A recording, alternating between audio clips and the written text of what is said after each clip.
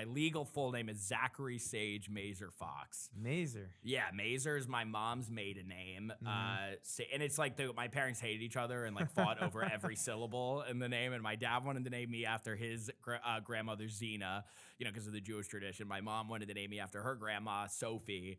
And then my dad's last name is Fox. My mom's last name is Mazer. And so somehow it turned into this spaghetti name of Zachary Sage Mazer Fox. So is your middle name Mazer? Yeah, 2 middle names, Sage and That's Mazer. awesome. Yeah, I didn't know that was a thing. Getting the Yeah. mom's name as your middle name. Sometimes Yeah. they do the hyphen. They do like Yeah. Mazer hyphen Fox. Yeah, I couldn't. Nah, they couldn't agree on anything. I don't even think I had a name. I think I was literally called Baby X for like a month because my parents couldn't figure it. They like couldn't agree on anything. I thought Elon Musk said it was the first one. Yeah. We just had someone on who's actual, and he has like not X, but I think A. Just Okay. initial A. Nice. So it's a sign of something. Yeah, Like, I love. You got to be doing something cool if you had that story. Yeah, I love Sage. I just like I wasn't gonna go by 4 names. That's insane. And I went by Zach Fox early in my career, most of my whole career. And then there was like a couple other Zach Fox. There's like a rapper. There's like some Right. British actors. So from a search engine standpoint, it wasn't the easiest to find me. You're not so SEO optimized. No, it wasn't. And then Sage, it was like no one's using Sage, and it's a great name, and it's my actual middle name. So What do your friends call you? Zach. When they say your last name, they say Fox? It's honestly a combination of both. Yeah. I mean, I didn't start using Sage until I was like 24, 25. So like my friends from college call me like my frat bros are like Fox, but it's a little more Sage now. So there's obviously a ton we could get into. Your Yeah. whole past is all this media, Yeah. an empire at this point. Yeah, yeah, You have yeah. Fat Camp Films. Yep. You've written shows and been in shows. Yeah. With big actors. Yep. From The But Office. most people that are listening to this know you as that Israel guy, right? Yeah. The guy that went to the West The Bank. idiot that actually went to Palestine, quote unquote. Right. Yeah. That's just like, and the guy that's wearing the rainbow suit. Yeah. Who is this guy? No one else is doing that. Yeah. So today I want to get into at least 3 of your viral videos, Yeah, let's the do most it. viral ones. And these are all like 40-second videos. Cool. So get the extended cut. Yeah, yeah. Obviously, you probably have the footage from the longer ones. Yeah. But we'll get your explanation today. Yeah. So the first one, Cool. let's see if this plays, is It's this one. Israel. We're asking people if they would ever live there. Oh, I wouldn't. No? No. Any specific reasons? I believe in a free Palestine. Okay, and would you ever live in a Muslim country? Yeah, I would. Under Sharia law? Sure, absolutely. You like Sharia law? Are you familiar with what Sharia law is? Yes. Can you give me an example? Once a woman starts her period, she is allowed to be married off, whatever age that might be. Why Okay, that I'm glad fact? you believe that. I think I'll end the conversation here, but Okay. So I specifically brought this one because it is something that a lot of people can make a case for against, where it's like, everyone's in the comments are always bringing up the Talmud, right? It's always Yeah. like the Talmud says you can marry kids off when they're 5 years old. And then this is the video you chose to put up. Plus, The difference is though, like obviously there are things in every religion that like we shouldn't be applying anymore. The problem is there's a huge percentage of the Muslim world that is following the exact tenets of the religion. If you saw Jews selling off their children, right? Or like it's just like we don't sacrifice our firstborn anymore. And if Chabad people started doing that, I think there would be a retaliation. So it's not a matter of like what's in every text. It's a matter of like, are you actually obeying that text verbatim in the 21st century? And that's the big difference between the Jewish and the Muslim world. And yeah, that clip's from Street Smart. That's with Deborah Lee. Street Smart is a spin-off show that we now have. And the whole idea is education on the streets. I think our log line is like, if they're not going to teach in schools anymore, then we'll school the streets. And so it's like a fun way to actually get facts out there, not just about Israel, but we branch into a ton of different topics now. I think the big light bulb that went off for me and my business partner, Omri, in the last year and a half, almost 2 years since 10/7, is this anti-Westernism. And it's really, really poisonous. I mean, we are so lucky that we live in the West and under democracy. And I think it is our God-given duty at this point as people with a media company to protect those values in a pretty big way.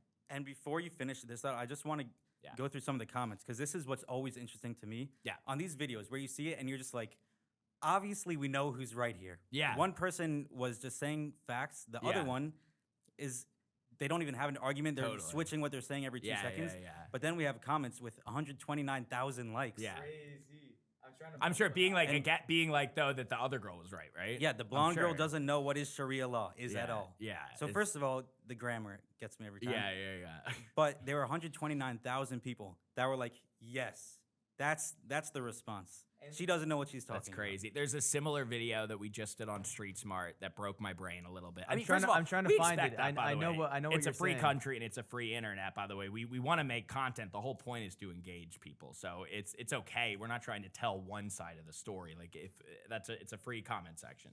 But there's another video that just I'm trying to went find it. I know viral. exactly which one you're talking It's about. with me. It went so viral. and it's like she recently. ate him up, right? That one. Yeah, and it's insane because like literally I'm Where at is the it? Pride parade and I drove a truck in with facts about Israel and Pride. It's this one, 2.5 million views. You see, I didn't even know that context. That you had a whole truck about that. Yep. So like if we look at this, it's a Yes. whole thing. Are you queer for Palestine, pro Palestine? Yeah. Did you? Are you queer? Yes. Would you go to Israel? I would go to Palestine. Even though, wait, but if you went to Palestine, you'd be thrown off of a building I mean, Israel. for being gay. Think about it. Israel is Palestine. Not everyone knows that I'm gay. Like, I do understand as someone who is non-binary, it is hard. Like, Yeah, are you non? Would you say you're non-binary? yeah. Do you love Palestine? Yeah, why not? Even though you wouldn't be allowed to be yourself there? I feel like they're not supposed to judge, even if they have a set mindset. It is actually And very the comments haram are in like, the "Wow, Muslim she culture ate for him them to up." judge. Where- Yes. So my question is, You're like we're living in upside down land. what That's do you crazy. say to them? What do you say to those people? And what do you think is getting lost in this? Because we're in New York, right? Yeah. And I'm just walking around. I see all these people. And I'm like, there's no way any of them are thinking that when they see this video. Yeah, but they are. I mean, they are. Or I It's- hope not. It's I hope really not. disturbing. No, I mean that's one that like I remember watching that clip and just being like, okay, that's a really good clip about getting the facts out about that Israel is the only country in the Middle East where you're not going to get killed for being gay. It's the only country in the Middle East where there's a pride festival. And not only that, but they bring, Israel has an entire program. They literally, the Arab world, they are a feeder for gay refugees fleeing Arab countries. They pay for them to get their lives started in Tel Wow. Aviv. Didn't know that. Yeah, it's insane. I mean, it's like there's not that many things that are black and white in this world, and this is close. and so when you see people like that, like it's crazy. They're literally cheering on like, "You get him, girl," and she's literally like, "Yeah, I support a government that kills gay people." And there's queer people like, "Yeah, you get him," pink washing. Like, we're just at a point now, and we have to keep pushing against this. I mean, tides can turn, but I mean, I think people have been so brainwashed that they don't even know what the hell they're cheering for anymore. And we see that not just in my videos, but across the board. When you were posting it, did you think that people would say that she won that conversation? I think by the time, keep in mind, I run a big operation, so especially with Street Smart, like I'm not posting those clips. My team is editing. you're just and- like post whatever. I'm very involved in the edits. If you see, normally there'll be a core video that's like a compilation. I'm very involved in those edits. And the game show ones. Yes, like because those are tight. Those are like we're telling a narrative. We're telling a story of what it was like over the course of like 3 hours of shooting. You're telling that in 5 minutes, so I'm very involved in those. But when it comes to them, we'll take that. And, I went out there for 3 hours, so obviously that's where there's more to post than just that singular video. And sometimes those other videos will go even more viral. Sometimes they don't. Sometimes they do. But that's a good example of one where that one I think got even more views than the flagship video did. And I think by the time that it came out, it had about 1 million views already. But I mean, a lot of the comments are supportive too. It's Most not- of them are. Most of them Yeah, are for sure. supportive. Yeah. But then you still see stuff like that. So it's That has like 50K likes. Yeah. That one comment. yeah. But So I it's wanted to crazy. say, I forgot. I don't know when this podcast came out, but I was Yeah. listening to. I think it was with the Schmuck Boys podcast. Mm-hmm. When was that? Oh God, It was a while ago. couldn't even tell Like you. a year and a half ago, maybe a year around? ago, yeah, something like that. So in that, you were talking about how TikTok is so anti-Israel and Yeah. it's run by the Oh, Chinese. they're brainwashing. Yeah, it's insane. And you were talking about how could we make a difference on social media, as if it's possible. And in the conversation, it's kind of like it's a big challenge. There's no way we can do this, but I'm gonna try. And now here we are, and Yeah. you're getting millions of views, and you actually did it. Yeah. So I want to know what your playbook is for this kind of thing because there's Yeah. so many people trying exactly what you're doing. Yep. And they want it to work. Yeah. And they've been doing this for a year and a half. Yeah. And it's just gone nowhere. It's really simple, actually. It's actually not that complicated. So it's funny. So basically, to give a little bit of a background, so you can see articles and stuff from my company right before 10/7 to kind of see what we were up to. And it's funny because you'll be reading stuff, and it's right before we dove into any of this type of activism type of content, but it's the exact same playbooks for how we were making brands go viral and nonprofits. We weren't working with Jewish nonprofits before 10/7, not because we didn't want to. We had actually pitched Birthright, a campaign once, and they didn't have the funds for it. And then October 7th happened, and all of a sudden people are a lot more at the, they're not as asleep at the wheel anymore. But, you basically, the internet is so crowded now, anybody can film anything. And so you got this sea full of, content that's like some of it's crap, right? And some of it's good, but you have to figure out how you're actually going to get people to stop scrolling. With Jews filming themselves in their bedroom with an iPhone, that's the echo chamber. If that's all you're doing, you're not going to break out. And it's not your fault. You could be saying things that are brilliant. You could be making the best arguments. It just looks too similar to what everyone else is doing. So you look at that video, why do those videos going viral? I'm being bold. I drove a truck into Pride. That makes me sound like I'm a terrorist. I drove a truck alongside Pride With the in big the American Pride. flag Yeah. This is America. a jihadi terrorist attack. But yeah, we drove and we put huge bold things like literally like if you were queer in Palestine, you'd be thrown off a roof. Like we put that, blasted it on a truck. And we grab people with that type of attention. I'm in a suit, that's very pride focused. I'm not gay, but obviously I'm an ally. And so that outfit made a lot of sense. Just a grabby outfit, Even you're talking about that when you open the clip. It's the first thing. Yeah, exactly. So And it's like, it's also you expect it to be, oh, that's the gay guy, and the other one's the not gay person. Yeah. And then it just flips, and you're like, You wow. don't know who to be on whose side. No, exactly. Well, also, I'm not a Republican or Democrat. I'm genuine. I've been an independent my whole life. I've typically voted for more Democrat. I think a lot of Jews did in the past, but I really am as Dami question mark? Yeah, dude. Mondami 2025, baby. No, dude. We'll get into that. But yeah, I'm a total independent, so I think that helps. But to go back, it's being bold. It's just being really bold and break out. And you have to be bold in terms of what you're doing and also like the visual of it. Like, so a compilation at the beginning of your best, most outrageous, parts of a video, we'll often, throw those, at the very beginning of a video in the first like 3 to 5 seconds. You want a really grabby intro. I really think about my intros and how I'm going to pull people in. And it's just like the concept has to be good. Now, unfortunately, not everybody can do that. Like I run a company, so I'm able to go, hey, let's go rent a truck, I'm able to buy costumes and stuff like that, which is why, I'm constantly trying to raise money for our different content efforts, specifically because you can't do this for free, because free is, again, someone with an iPhone in their room, and that's really all they can do. And it's just rarely, every now and then it breaks through and goes viral, but it's not the norm. So it's just, you it's have being Yechiel bold. Jacobs in a Tesla. He's a great example, Yechiel, but he's not. But he's very animated. He's not. I wouldn't know. He is You're going also bold. very animated. Yeah, but he is going bold. He is going bold, and he's throwing in costumes. He's an example of how you can do it without a production company behind you. Like he is a great example. By the way, he's a good friend of mine. I was just watching his stuff this morning. He's like the best. He's the nicest guy, and he's really smart. And he is doing it. He is buying cheap costumes on Amazon to make him look like Borat. Like, you know what I mean? He's doing the exact formula that you should. And like Zach Marks, he's being clever. Like he's not just posting his thing. He's coming out with really thorough ways to make a case for what Israeli life actually is without even touching the war too much. Like, so you gotta be smart. And, with Jews algorithmically, we're really screwed in this new social media era.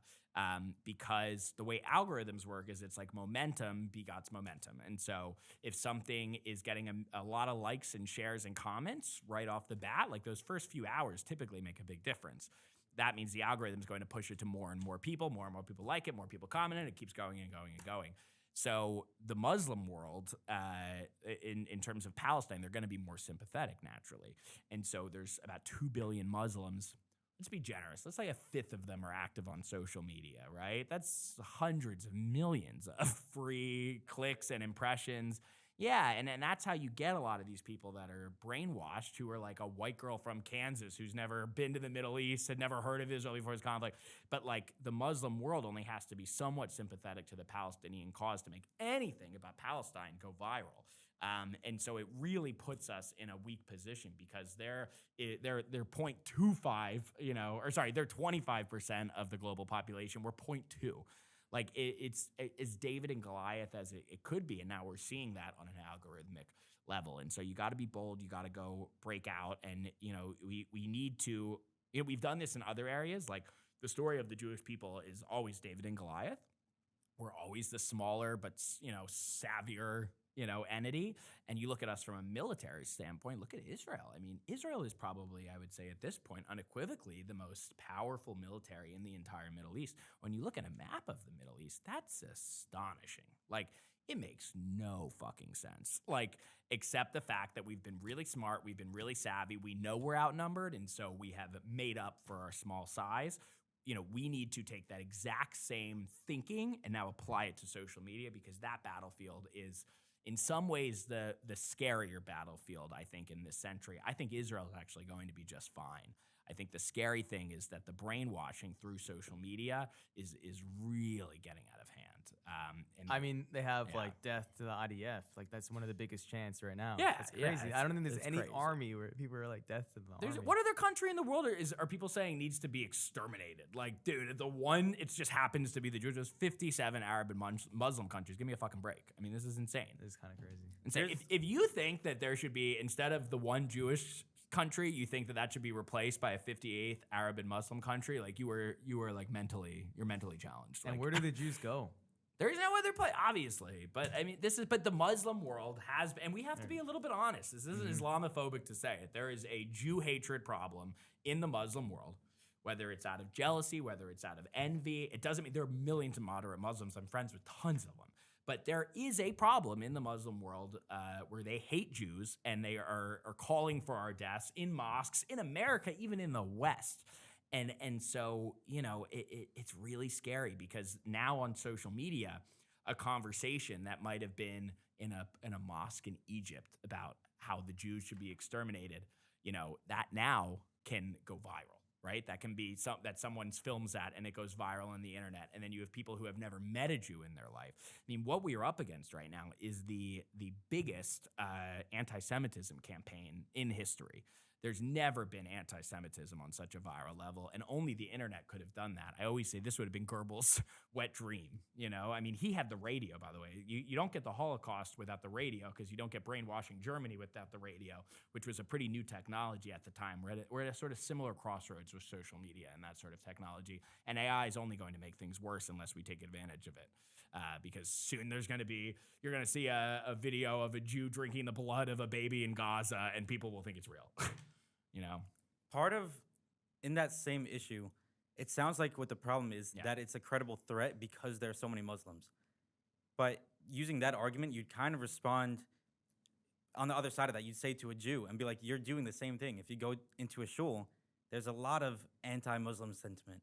It's just not dangerous because there's so few Jews. Yeah, I don't hear that much.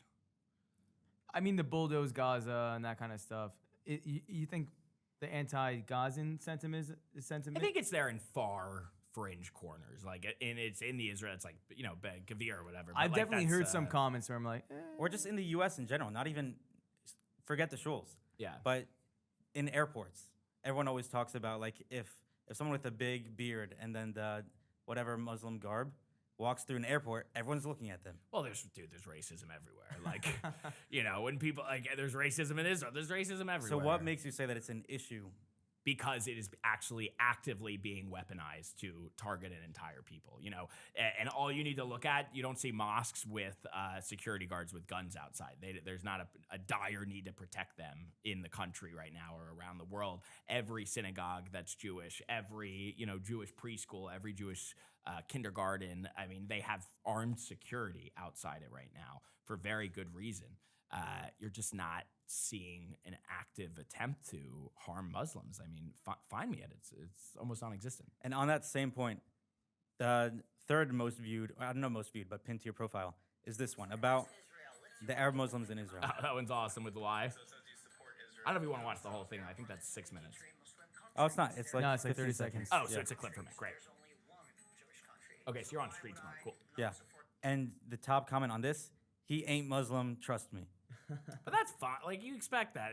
If something gets millions of views, it's probably because you're gonna get both sides that are commenting on it and fighting each other. That's often what gets. And I don't something think to it's a go crazy viral. comment too, because with Jews you have that. With any group Oh, you yeah. have like They'll show a well, that- Hasidic guy that's not real Jews. Or That's then not say the real Karta. one because they're doing something Yeah, wrong. We yeah, would never yeah. say to do that. Yeah, it's crazy. Oh, low-key? Luai's amazing, by the way. He's become a fantastic. What's his friend. name? His name's Luai Ahmed. He's amazing. I He's feel a- like some errors would be like, that's the Neturei Karta of us. They'll Yeah. be like, those are the fringe people supporting well, the there's Jewish fringe. cause. Here's the thing: there's fringe on every side. The question is, what's the fringe doing?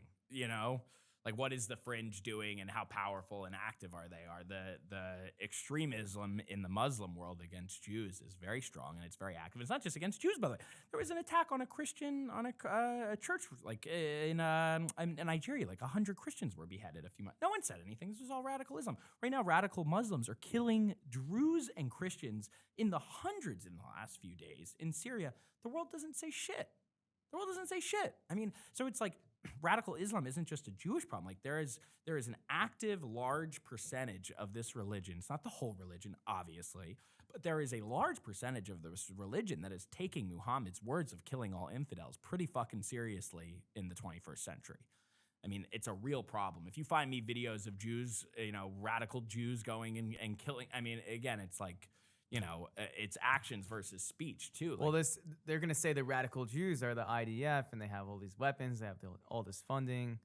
There's yeah, but you pushing it, but we know that's bullshit. What if the other side, patriarchy. if all these Gaza words. put down their weapons tomorrow, there would be peace. If the Palestinians put their weapons down, there would be peace. If Israel put down their weapons tomorrow, there would be no more Israel. They would do October 7th across the whole country. There's just not. I mean, they've had 10 two-state solution offers that they've turned down in the last 100 years. I mean, this isn't an ideology that wants peace. I mean, and you look at, by the way, look at the comparison. So you look at their neighbors, right? Look at Israel's neighbors. When people go, Israel's war hungry, they just want more land, they don't want peace. Well, then why do they have peace with Egypt? Why do they have peace with Egypt? Every fucking country that's ever finally come to the table with a peace deal, it's always been after a war, by the way. It's never been naturally. They've had peace. So then what is the difference here? You have one side that has refused peace over and over and over again. And we have to zoom out and remember that Gaza, right? The whole point of Israel leaving Gaza in 2005, that was the step towards a two-state solution.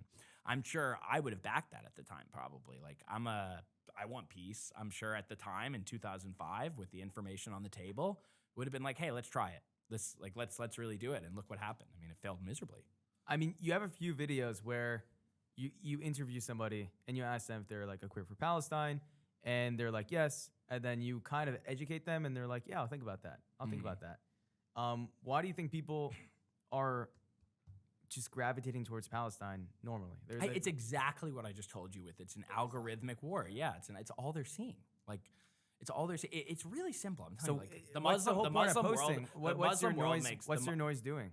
What do you mean? What the noise that you're making with a couple million views, is that making any effect? I think so. I think we are changing minds. I do, but we need even more of it. Like, I'm doing what I'm doing to inspire other people to keep doing that. But also, what's the alternative? You don't do it? I don't know. It's like You it's just like let the the same Jews thing. get exterminated? Like, It's the what's same thing of like, why do I vote if my vote doesn't matter? But your vote does matter. Yeah. Your vote does matter. Fair point. To me, that's a frivolous argument because it's like, everything seems like a lost cause until a victory, And eventually, I do think public perception changes over time. Like, I will say, like, look at defund the police is a good example. I think most people don't think that's a great idea anymore, or at least not as many that did 5 years ago. Like slogans, eventually they do, if they're not generated with fact or substance, they do tend to lose steam. So I think we just need to keep getting the facts out there in a smart way. And eventually, radical Islam is not just a Jewish problem. We're just the tip of the iceberg. I've also, there's this guy, Nate Friedman. I don't know if you've seen his Just stuff. started following. He's great. He's so amazing. I So just started following He does him, yeah. these street interviews, and I watched him a while back where he goes into like Hasidic communities. Yeah. And I found that he's Jewish. And then he goes to people on the street with no bias, and he just asks them questions. And now he's doing this thing where he's exposing all the paid protesters. Yeah. And it's really a deep web of people who are Yep. just inciting violence. Yep. and just getting people to say things they have no idea what they're saying, which is just crazy to It's me. a very orchestrated campaign. Our enemies have clearly been building this for a long time. On October 6th, they said that they already had all these materials for the October 7th Yeah. stuff. It's really nuts, man. It's yeah, I mean, I didn't see any of it coming. I was totally asleep at the wheel. I thought people liked Jews and bagels and Adam Sandler. So there are very few people that I've seen with as much success as you've found in actually communicating well with large groups of people online. How are you? And your background is in film, so this is kind of what you do, even if it's not for activism. Yeah. You wrote. It's not called a screenplay, but a script. Yeah, no, it's great. Screenplay. So you wrote that for an audience in mind, I assume, with some sort of idea of how many people this will reach. So how, first of all, how do you figure out generally what people are thinking, how a message will be received, and also with this whole trying to reach people that disagree with you and are being fed a lot of misinformation, where even if they're Yeah. approaching it honestly and intelligently, they can Yeah. still be misled. How do you make that message? Like if you're talking about Islam at all, it's a very hard case to make without just coming across as Islamophobic. If you say anything about careers for Palestine, also very hard case to make without just coming across as anti-gay. It's tough. I think The way you it's did anti-gay it- to support a country that kills gay people, and to think that the one country in the Middle East that doesn't should be obliterated. I think that might be a little bit homophobic. Well, yeah. even more gay. You Yeah. already did it, so now it's obvious how someone would do it. But I want to know how you're. I don't. approaching Well, I mean, I definitely learned a lot in college. I was a political communications major, so I always thought I would be sort of in. I mean, this is like a little bit when TV was still big, but I was always thinking Daily Show might be an avenue where we create our own Daily Show or something. When I was a kid, I wanted to be a Daily Show correspondent. That was like my And then what's it called? Ben Shapiro beat you. oh yeah.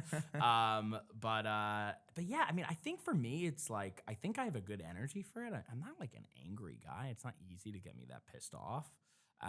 So I think I come in with like I'm pretty disarming. I'm really not looking to argue. I'm just genuinely looking to have conversations, and I'm curious to see if when I present facts in an interesting way, how people respond. And every video often has a different angle on how those facts are presented and what those facts are, and I'll try to come up with some interesting theme related to the facts. But at the end of the day, I'm really just curious if you can change hearts and minds with the truth, and I think that comes across in what I'm doing. And also, I've just been doing this for so long. Like, I started running around with a microphone and a camera when I was 14. I'm 31. Wow. So, yeah, I've been doing this for 17 years. And this is what got me on Disney Channel. This is like all the first stuff I did. It was man on the street stuff. Originally, we did man on the street stuff because it was the cheapest stuff to do. It was like, we were not a film. I was like renting out my high school studio film equipment. There wasn't even iPhones yet. And this was right when YouTube came out. So I've just been doing it for so long. You can look up videos on YouTube. If you look up Stoga Gone Wild, that was my first ever show. I can even send you guys clips if you want to insert it into any of this stuff. You can literally see me running around my high school.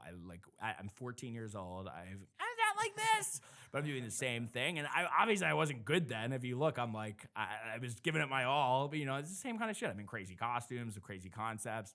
So I've just been doing it so long that eventually you just kind of get very comfortable having conversations on camera, and you get a good sense of like how to get to know someone quickly. Like, you have a few seconds, a few minutes, you really want to actually like understand how they tick and then sort of like bring up a concept around that. And so it's a bit of a skill set, but we've had videos with a mate like Luai. Like, I don't think he was doing this until a few years ago. So some people are just also great on camera and better on camera than others. And a lot of our job too, as a company now, is to find these type of voices that we think are going to bring out empathy and understanding in people. Is it a taught thing or they just have it? It's probably a combination of both. I mean, you need to be smart, but everybody comes with a really different perspective. So like Luai is somebody we love working with because he just has a great perspective. He grew up in Yemen. He's Muslim. He's queer. His mother hates Jews and Israel, and he still is trying to find sympathy in his heart to love her. And like, I remember just hearing his story and now he lives in Israel, and he's like, he gets there and he hated Jews. He thought the Holocaust, I think wasn't real or something. I think I'm quoting him right. Until he went abroad for the first time. He got out of Yemen and he goes to college and to study in Europe. And all of a sudden he's like, wait a second, what? Jews don't have horns. Jews aren't. Wait, it was everything I was taught. Like, they're literally taught like Jews are like Machiavelli. Like, they think we're like gypsies. Like, they actually think we have supernatural powers. And anyway, so when I hear a story like that from Luai and I get to know him more, That's I'm like, pretty cool, though. Superpowers. Yeah, I wish, dude. We had superpowers. We wave a wand and I was listening to Candace Owens, and she's like, "They're those are the type demons." of people I find. It's like, what's their perspective and what's the through line into a video, But I would say a lot of people, they'll be honest, and they might even be good on camera, but they're talking about the wrong things. The format's all wrong. There's no tension in any of it. We bring ideas to people. Like typically when we work with creators and we work with a lot. I mean, keep in mind, I'm in like 1 in every 10 videos I produce. Right. So how do you come up with ideas? I come up with ideas in my sleep. Do you have any sort of framework that you're basing Yeah, on? like a bong at night, and I don't know, man. I'm really creative. That was me and my The graduation, where did that come from? Gaza graduation. I Like, probably, what is I'm not that? even kidding. I think I was like high at 3 a.m. It was like, whoa, there. Like, what if it's graduation time? And what if I wore a cap and gown? And what if that cap and gown was green, like Hamas? And what if it was a game show? Like, sometimes you really do get the best. And it's even during the day. Not all my ideas are like that, but It's like a Eric Andre, but it's like not as fast paced. yeah, It just makes sense. ideas are the most valuable thing. Me and my business partner are just really good. We always bonded over that. We can come up with like ideas in our sleep. It's why we've run a really successful company. It's because if a brand comes to us, it doesn't matter what the brand. I mean, we won't take anything. We have to like the brand, and we have to align with them and their values. And whether it's a nonprofit or a brand, like we're not just going to take a political campaign. We don't like. Someone asked me. We got reached out to about promoting Chuck Schumer's book on anti-Semitism. I was like, hard fucking pass. And then they were like, well, do you want to know how much we're going to offer? We're like, I don't care. Like, it's not like we say yes to anything we don't. There's no align. number. There's no number for that, man. No, okay. So we have to align with it, but from them we're really good, man. We just come up with ideas, great, and we have a great team under us. We have like a lot of people now who bring ideas. Typically, my ideas that if I'm in it, I 95% came up with that probably. Is it like a solo process, or you're like collaborative when you I come have up such with a stuff? good team. Me and my business partner are like a two-headed dragon. He wants none of the credit. Like he's like a very. He's the best. He's just like, he's the smartest person I've ever gotten to work with. And I'm so lucky. That's my business partner. I've known him since I was 7. We went to Jewish day school together. And Fat Camp. But yeah, that's the origin story. Our moms then teamed up and sent us to the same fat camp when we were 12. He was a fat kid in the grade above me. I was a fat kid in my grade. And we came with a company name. We were at camp that summer because I hadn't met anyone who wanted to go into film How and fat TV. were you? I was not as fat as Omri, if I have to be honest. Omri was a little fatter.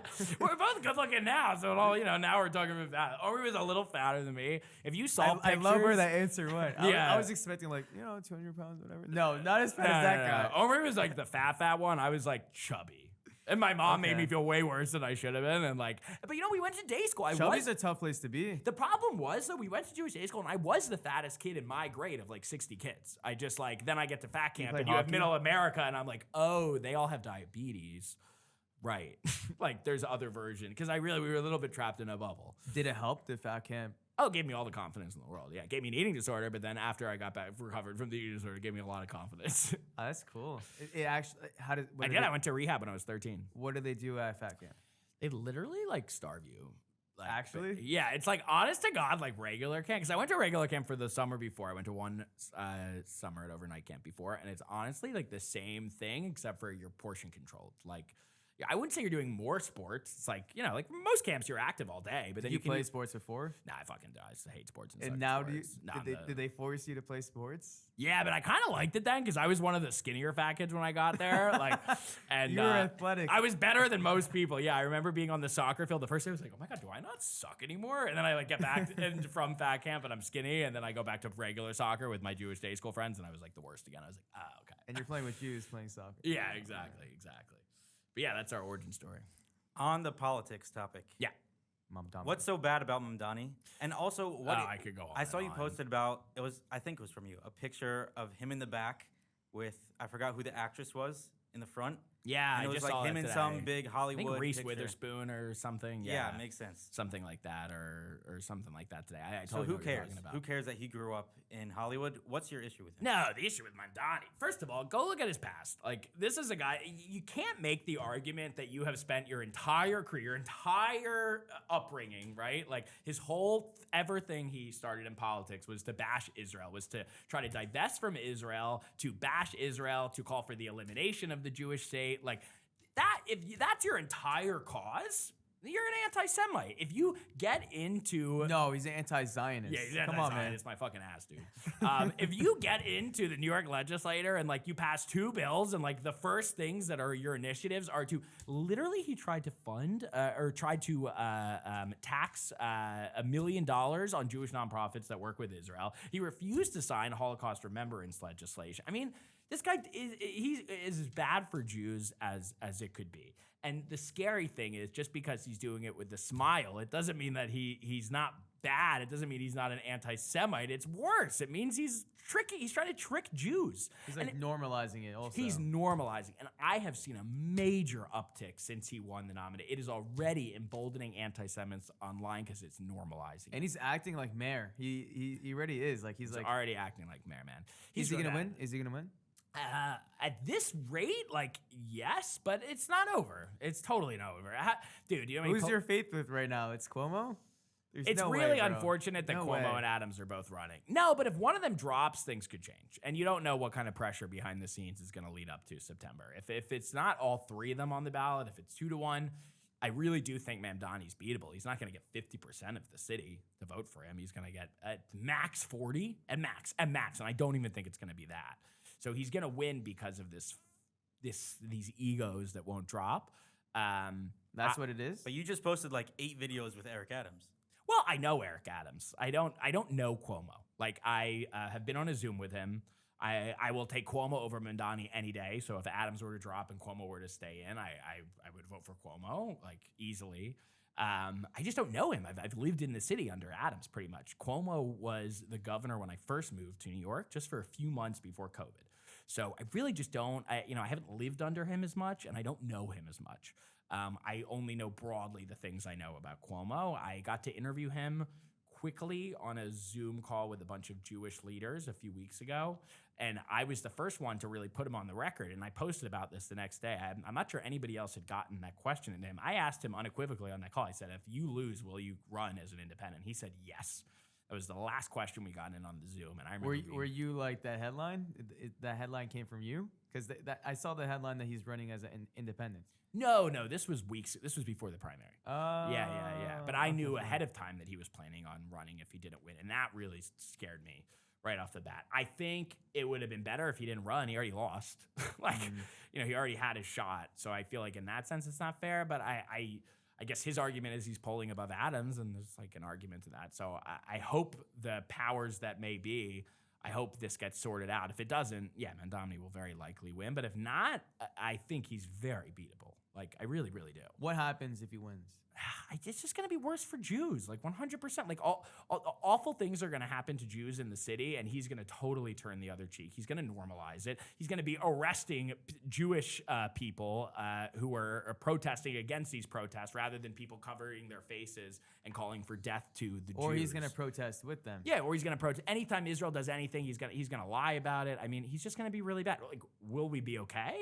I hope. Like, I'm not saying New York's over. It's not like done. Like, you can live through a bad mayor, but it's going to be really scary in this city for 4 years, without a doubt. Like, he's going to make the police force weaker. I mean, at a time when there's been more domestic terrorist attacks against Jews than any time in history. I mean, we had so many this year alone. So, I mean, he really, really, really is terrifying. And just look at the family he comes from. His mother wrote an open letter to not let Gal Gadot in the Oscars. I mean, if that's not anti-Semitic, what is? I mean, I thought the dad was the issue, no? He's the issue too. He said suicide bombers are justified. I mean, this is the family this guy comes from. Like, he's as bad news as you could be. And the scary thing is, again, like, the scariest people are not the people that are necessarily coming out and calling for death to the Jews, and then because I don't think that person would get elected. He's doing it much more subtly. You know how easy it is for him to denounce globalize the Intifada? You know how easy it would be for him to have just said that? Why won't he do it? Because he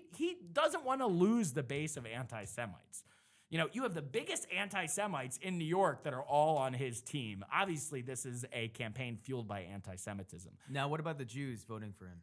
They're capos. I'm not going to mince my words. It's disgusting. Like, it really is disgusting. You look at this guy's past, you look at his record, and of course he's trying to convince Jews to vote for him. That's a great way to win. He's trying to run in New York. So he has a very smart campaign, and you can look into it. There's some very shady people that are running the Jews for Mamdani. side of things, and it works. I mean, but there are white people who hate white people. They're, I mean, it's like it's not just a Jewish phenomenon. I think the problem is you've had this anti-Westernism that has really seeped into the intellectual discourse. Do you mean socialism or anti-Westernism? Well, it's anti-Westernism, in my opinion, is like the first jab that is opening the door to sorry, what did you say? Yeah, into pro-socialism. You only get people to think socialism's great if they already think America sucks. Something I just read recently, which is like, I am Mr. Democracy, Mr. West. Like, I don't, I'm a guy who looks at the facts. You want to talk about capitalism, the West, these evil entities? This is the only statistic you need to know. And I may be off by a percentage or two, but I'm pretty sure it's right. In the late 1800s, the world poverty rate was at 89%. 89%. Now, today, it's at 9%. The direct correlation is democracy. It is capitalism. It is free markets that have allowed for innovation. That's like democracy, capitalism, free. Like that is what is making the world a better place. And our enemies are just hyper fixating on the smaller things. Not that, housing affordability in New York's not an important issue. I'm not saying it shouldn't be addressed. And if people don't think Adams has done it, there's an argument to be had. But to then bash democracy, to bash capitalism, I mean, you have to be like mentally challenged. You just do. It's like the facts are all there. And we know socialism doesn't work. It's been tried in every country. It's killed millions of people. It killed 100 million people in the last century. The scary thing is, though, is that the enemies of the West, which are a lot of it is coming from the Muslim world. That's a percentage of it. They want the West dead because they're not innovating at the same speed as the Western world. It's a fact. Just like look at the map.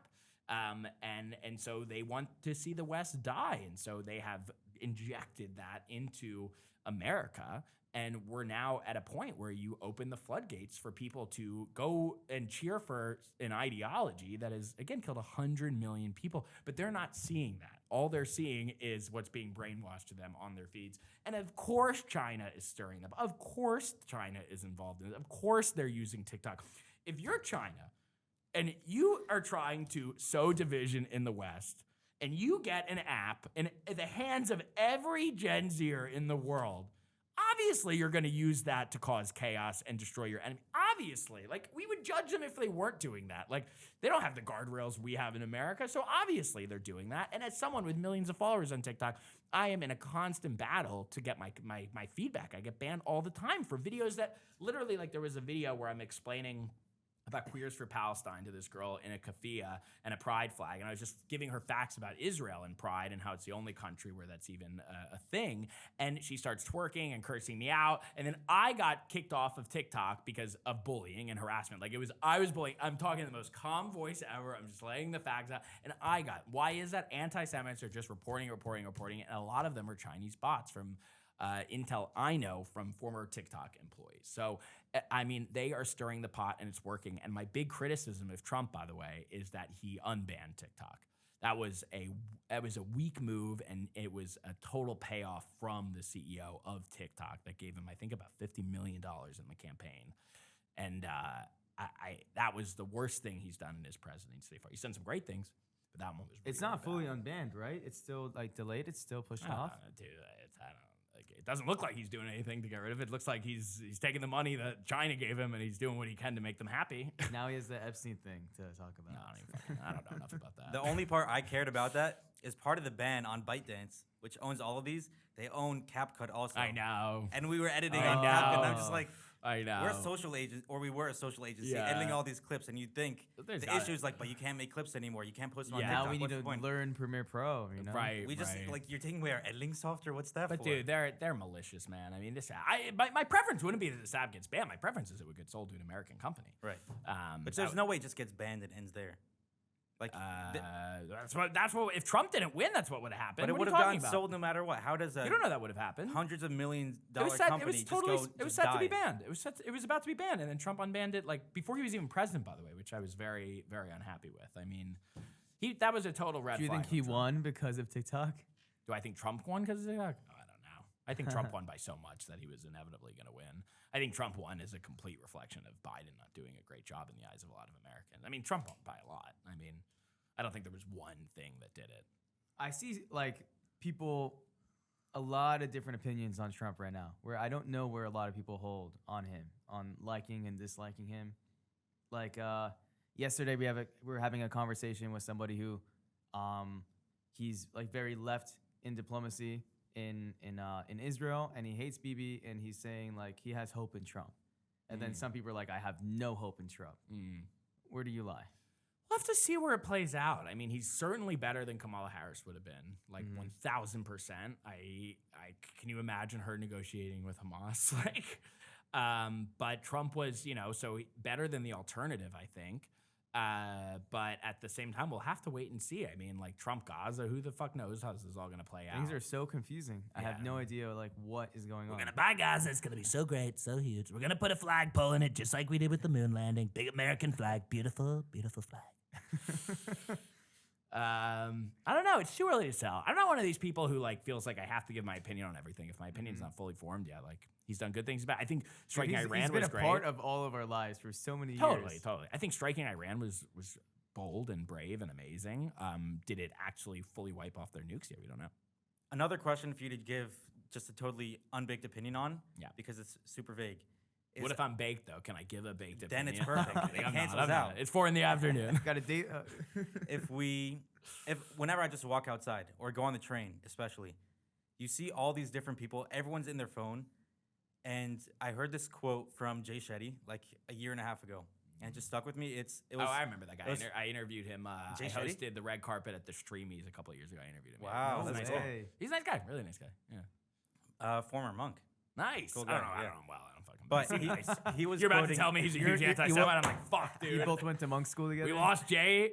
He was quoting this like modern psychologist, I Yeah. think, or modern philosopher, something like that. And the guy said, "I'm not who I am. I am who I think you think I am. Wait. Say it again. I am not who I It am. is the baked podcast. Wait. I am not. I am not who I am. Okay. I am who I think you think I am." Okay. Which means like my identity is sort of formed by my perception of how you perceive me. Okay. And we're walking in New York or on the train, and you have all these people sitting next to each other who just think like, that guy obviously hates me. That guy obviously hates me. And it feels like the disconnection of the online world is kind of taking over in real life too, yeah. where you just assume everyone hates you, and then the first thing you say to that person is aggressive at times, or it could be defensive. What would you think could be a solution to kind of get us off that path, or just tell people like, the world doesn't suck. You can talk to people and assume they don't hate you. I mean, it's tough. I'm struggling with that myself. I don't have a good answer for you. I used to give people the benefit of the doubt. I used to believe that most people were good and had good intentions, and I don't know if I believe that anymore. So I also walk Based around. on what? Is that post October 7th? Yes, of course, 100%. Yeah, I mean, dude, the amount of evil you see on in the world and online. It's not even just in the online. It's like in the world. A lot of people really are. If you hate Jews, like if you have to hate yourself. Like hating Jews is the most illogical thing ever. Like it's the most illogical thing ever. To be afraid of radical Islam, there's merit because there have been. I'm pretty sure there have been. I just read this like 44,000. Terrorist attacks by radical Islamists since 9/11. Like I got that from God, not God, like Gad, whatever. God. He's a Middle East expert, but I'm pretty sure the fact's right. If I'm slightly off, feel free to correct me. But there are reasons to be afraid, not of everyday Muslims, but to be afraid of radical Islam, because it's not just contained to Israel; it's contained to the entire world. We should be afraid of radical Islam. It's killing people every single day. There was somebody in America who just ran up and shot up a church wearing a keffiyeh. Did the news report on it now. But there's reason to be fearful of that. Now, does it mean you should hate all Muslims? Of course not. There are millions and millions and millions of moderate Muslims. But to hate Jews, we are the most insular religion in the world. Is there any other religion that's not trying to recruit? It's almost hard to call it a religion in some ways because it is it is literally not a religion that tries to recruit anyone. Like when I go on dates, I'm still in this phase where I'm willing to date non-Jewish girls if they really would convert in a very, they'd really have to take it seriously. because we have converts who take it seriously and they go through the Orthodox conversion. And I don't see them any different. We got the Jewish nanny. Totally, yeah. But they're full blood Jews, and we don't think of anything. Well, not full blood, but they're full Jews.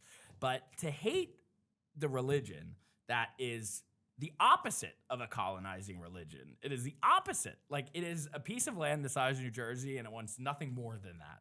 And it doesn't want more members. It just wants to practice and celebrate the light that it creates that shines bright. To think, hey, there have been over 44,000 domestic terrorist attacks worldwide by radical Islamists. You know, Islam has 57 countries. Where did that come from? There was what were those just a few decades, hundreds of years ago? What were those all Muslim back? No. So what happened? Like, go look at Muhammad was a conqueror. Like, that's the whole thing. Like, you look at Saudi Arabia, they had swords on their flag. Like, this is a religion that at one point was violently killing people at masses to convert. And in this day, there is still an attempt to do that through the radical Islam. Now, obviously, there are countries like UAE. Those are the North Stars. Those are the countries that have said, hey, we don't need to take everything in the text verbatim. Let's just focus on the beautiful parts. And obviously, there are. But to be afraid of the religion that is the size of New Jersey and to hyper focus on that, and that's why I'm saying Mandani is a full anti-Semite. That's your whole focus. Obviously, you hate Jews, but it's so irrational and it's so illogical. It makes no sense. Find me evidence that outside of this manufactured Gaza genocide that they've completely manufactured, is there evidence anywhere else of Jews harming other people? Like, we're talking 44,000. How many Jewish terrorist attacks are there? So a lot of people, they wouldn't be pointing to terrorist attacks. They'd be pointing to white-collar crimes. And, or people. Power plays by But Hollywood. everybody plays white. But You it's got about Madoff, you but got it's- Sam but- Bankman-Fried, but you it's- got but Harvey Weinstein. Sure, but there's everything. But Muslims have committed this, so have Christians, and we don't hyper focus on them. Like, and again, they're not murdering people. Like, radical Islam is mass murdering people all the time. And it's not just Jews, it's Christians, it's infidels, it's random people in Germany. Think about what happened in New Orleans last year. There was barely any coverage.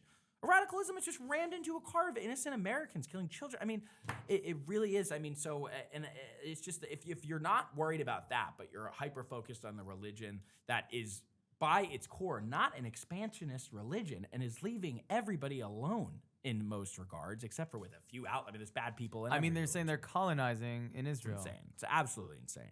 They're saying that they're not leaving people alone. Can I tell you the people will thing- say the same thing that you're saying about Islam, and then But- the but- reverse about but- Jews. but- they're but- going to use the same But arguments. okay, but then you have to be factual. Like, you have to be factual. Okay, so like then give them the facts about Israel. And the other thing is, like, you can go to Israel. Like, anybody can go and see there's no apartheid. They can see there's no jet. Like, you can actually go there and see all this stuff. We need Judeon to go to Israel. But they're gonna Everybody flip. went to But what KKK. you're saying is fair, because our enemies try to invert the narrative.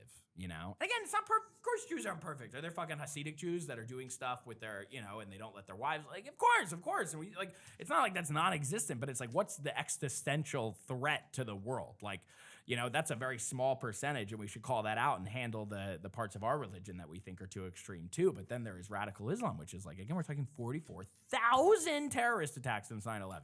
Committed by radical is. It's like, one is an actual problem that is an existential threat to the world, and another one is a manufactured inversion that exact same threat wants to believe. They go, no, we're not doing it. Look over there. Look at the Jews. But bad is still bad. But it's not. But you're doing a thing where it's like, numbers are important. Like, existential threats are important. Like, If you multiply Jews to the number of Of Muslims. course. But that's not the fact. So you can I give a don't what know, I about, don't what know. about. If there were 2 billion Jews, I'm sure we would have a lot more problems. But that's just not, that's not where the reality's at. And so to make that argument's ridiculous, because it's not reality. We're less than we were still before the We're still not up to our pre-Holocaust numbers. Outside of all of the religious conversation, all of the Israel-Gaza conversation, what themes or developments are you seeing in entertainment in general? So maybe a shift from this to that. What do you mean? So a lot, like you spoke about the shift from TV. Yeah. Back when TV was big. When in my Yeah, mind, yeah, TV is yeah. still pretty big. So what are you seeing right now? What and is a maybe it's TV? a new genre developing. Yeah, I think New medium's Hollywood's dying for sure. Like, as a film and TV producer, like, Hollywood's for sure dying. Like, the amount of shows and movies we used to be able to sell and get picked up is like diminished and it was way before 10/7. Yeah, it doesn't have the power it used to. It's never going to again. Can you tell me the last movie that everybody talked about? Like, Oppenheimer, maybe? yeah. Yeah. Every now and then they're there. They're not. It's not a dead industry, but it's a dying industry for sure. Are there less movie ticket sales? Yeah, of course. AMC went bankrupt. It was Of like a whole big course. thing, and then it came back, and then Yeah, dude, I'm at the beach with my grandma this summer, and I keep there's a theater right around the corner from where we're staying, and I'm always like trying to look up movies. And there's nothing to. It's all superhero stuff. Like, so I think Hollywood's dying, and I think that it's sad in some ways, but I don't know. It's just technology. It's inevitable. So where are we going? Because now it's kind of, I think it's getting taken over by two types of streaming. It's the streaming platforms like Netflix, that kind of thing. Yeah. And then the Twitch streamers. But it doesn't. So funny. It I don't think doesn't- I've ever been on Twitch once. It by the doesn't seem way. like an end game. Like, like there's no world we can end up in where the only entertainment is Twitch streamers sitting at a What about YouTube and chair, TikTok? like gaming. Yeah. And YouTube and TikTok, it's just so. Well, AI is going to be a big thing. AI is going to be able to make movies and shows much quicker than studios, so that'll probably be a new thing. I think that's where my company's definitely hedging our bets on. Is that like the movies we couldn't sell in the last few years, we'll just make them with AI in a few years. I was watching a podcast or listening to a podcast with Kevin O'Leary, and he said that he did his some sort of video or ad campaign in this like AI studio. Yeah. Where they just put AI backgrounds and stuff, and Yeah. they just got it done in like an Humans hour. aren't going to That's go. David CEO. Humans aren't going to go away. For what you guys are doing, scripted stuff is going to change dramatically. Like if you want to make a scripted project, all of a sudden you have a tool that can do it for 1/100th of the budget.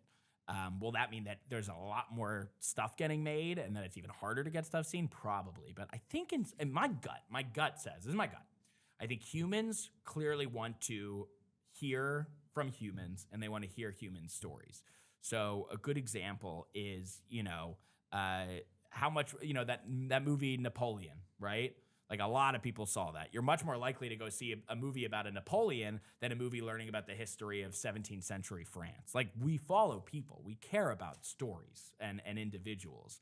So I don't think that's going to change. My gut says that actually the more AI we're bombarded with, I actually think people are going to turn to human voices more and more, I think. I think it's going to be more like, you're just like, is this even fucking real? I want to know that this person I'm looking at is not fake, and I want it verified on his account that that's a real person talking to the camera. But part of that, I think, because I've had moments like that where I'm like, did I just watch 10 minutes of AI content unknowingly? He showed me something and it was real, I was but like, he thought it was you know, AI. I was don't like, know. I my know. world was exploding. I just got know. lied to. But Now, where are we at time? it's right now? 5:32. Okay, yeah, I gotta go. All right. Let's wrap this up in like a few minutes. So let's do one last question, and it'll just be on the same topic, and we'll end there. Cool. Sorry, what was the question? Herpes. Yeah. So two things. There are people that say it'll go towards augmented reality. That's one part of it. It's another medium. And another part is personalized feeds, where you can make a piece of content that appears differently for everyone, where I'll get a specific script that was developed for me, and then for the other person, they get maybe a different characters in it, or it's shorter for them, whatever it is. How do you feel about that? I don't feel one particular way about anything. I used to be very sad that Hollywood was dying. Like, I'll just tell you this as sort of a broad sense. For a long time, I was very sad Hollywood was dying. I started off on YouTube, then I got plucked and I got put on Disney Channel, and I got a development deal. And then I remember after coming out of Disney Channel, it was like, I think while I was on Disney, Netflix came out, or it was like starting to be a thing. And since then, it was just like, you could see the shift happening, and I was very sad about that. But I just hit a point now where it's like my whole career, then I got more famous, I got more successful based on the thing that I was scared of the most, which was social media taking over film and television. So I'm at a point now I'm not so doom or gloom about it. I'm not so optimistic about it. I'm just like, technology changes everything, and you just sort of have to ride the wave and adapt, or else you're gonna sink. So we can sit here and try to predict all of the things, or we can just let them come as they come. And as they start becoming apparent that that's a new way to communicate and make meaningful content out of that new form of technological communication, I think you just have to be able to jump on it really quick and pivot. But technology is changing the story. We're not the ones building the technology necessarily. So we're just creative voices, and we're people that want to use that technology to our advantage. So you can sit here and try to predict it, or it's just like once something becomes inevitable and you see that this is the new thing, then jump on it. AI video is now a thing. A few years ago, we didn't know when that was coming. We didn't know how it was coming. Now my company's making AI videos, so it's just like you just adapt. Yeah. All right. And Zach for the Sage- Jewish people, we need to adapt. Like, we need to make social media our bitch. Like, we have to, or we are going to sink in this century. This century could either make us or break us, and I believe it can make us, but we have to have smart minds like you guys. You guys are on it. Like, you're on the Thank technical. you. No, Thank you you. are. You are. You're taking advantage of technology, and you're using it to your advantage. So we just need more Jews to be thinking of that. It's amazing to become a lawyer. It's amazing to become a nice Jewish doctor, make your parents happy. But we really need foot soldiers. Nice Jewish content creator. No, you should. You should. And also, there's a lot of money in this world too. This is super. I run a multi-million-dollar empire. Like this is you can scale. This is like you shouldn't be afraid of this. And if your parents want you to do something really traditional, but you feel like you have a voice and you have something to say that's important, and you want to be at the forefront of content creation for the Jewish people, we need that more than almost anything outside of actual soldiers to protect Israel. So that would be sort of my closing statement. It's a cool Zach take. Sage Fox, thanks for coming on today. Thanks for having me, guys. Thank This you, was dude. awesome, man. Peace.